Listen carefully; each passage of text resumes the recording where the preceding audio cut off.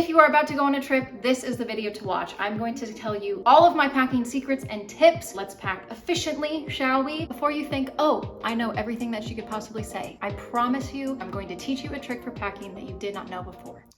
If you are curious, this is Baby Blue. She's seen a country or two. I really need to stop the rhyming.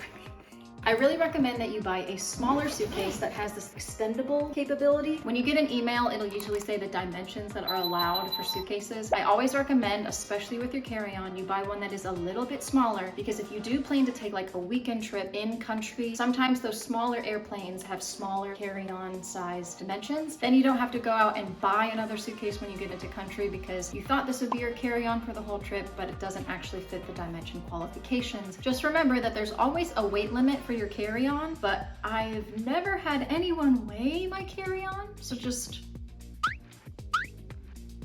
take that however you would like. Let's just say my carry-on has kind of become like a half-checked suitcase in weight, maybe 2/3. Something I think that's very important is that you have toiletry containers that are see-through. This way, when everything's inside, it's just really quick to look around and find it. And if anything spills, it's really easy to wipe out. Now, if I were to put this on the security conveyor belt, there are so many things that are wrong with this right now. Anything that is fluid ounces, it has to be under 3.4 ounces for it to be allowed on your carry-on. Now, you might not think makeup is a fluid ounce. Make sure to check the label, and if it says fluid ounce, put everything in these little plastic baggies. Even though this is see-through and you might think this is like a plastic baggie, you have to put everything in these little guys. If it fits and it closes, then it doesn't matter how many things you shove in here, that's fine. But what I always do with these clear toiletry bags is I put everything in these little plastic baggies, I shove it all into this one clear bag, and then once I get to the security line, it's super easy for me to just take out the entire clear bag and put that on the conveyor belt, because if you keep that inside your luggage as it's going through the line, sometimes they stop your bag and they have to get it out. Then hairsprays, these are allowed if you put them in your checked luggage. So that's the one where you get to the airport and you give it to the lady. But I always take like those plastic bags from stores, or I'll tape the top of everything that is liquidy or anything that could explode, because when you put that stuff in your checked bag, it's getting thrown around, and many times lotions have exploded and they almost ruin everything inside of the suitcase. So I always triple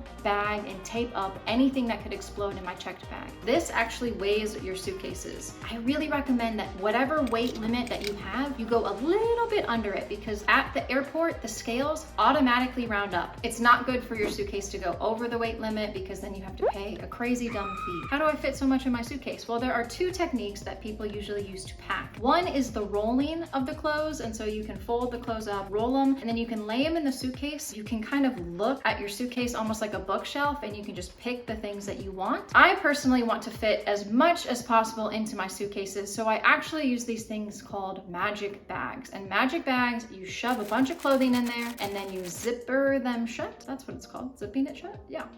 You zip them shut, and I don't really have to worry like, oh, if my lotion leaks, all of my clothes need washed. Instead, they're like secured and safe in those plastic bags. I can fit so much clothing in them, and then it becomes so compact.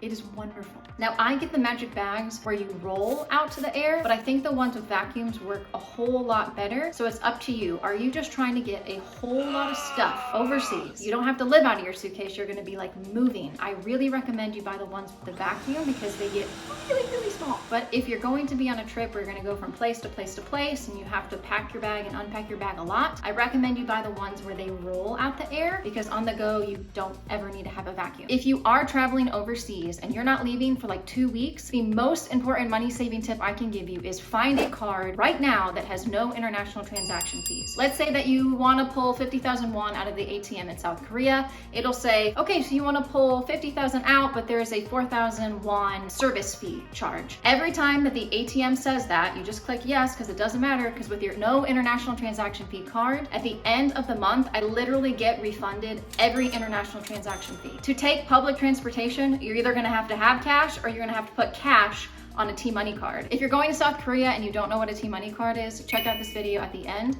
But T-Money cards are how you take public transportation, and you can only put money on those cards in cash. So you have to have cash. Obviously, it's gonna take a while for you to apply and then get the card in the mail. So the quicker you can do that, the better. Some people ask me if I should bring cash in advance. I personally just don't think it's a necessity to pay a small fortune to get cash in advance. And I've never had a problem just going straight to an ATM when I get there and pulling cash that way. And then again, I don't have to pay that fee because I have no international transaction fees on my card. If your suitcase is looking like it's kind of on its last leg, its last wheel, this is not the time to put it through the test. Can she hold on? The best way, in my opinion, for you to buy a new suitcase is go to TJ Maxx or Marshalls. It's gonna sound real weird. You always need to do the smell test. In the store, open up the suitcase, shove your head inside the suitcase, and see if it has that like chemically smell. That smell always ended up seeping into my clothing. Don't buy no stinky chemically suitcases, okay? And you should also check how heavy is the suitcase itself, because the lighter the suitcase, the more that you can fit in the suitcase. There was one time I packed, I think it was like 2 or 3 weeks worth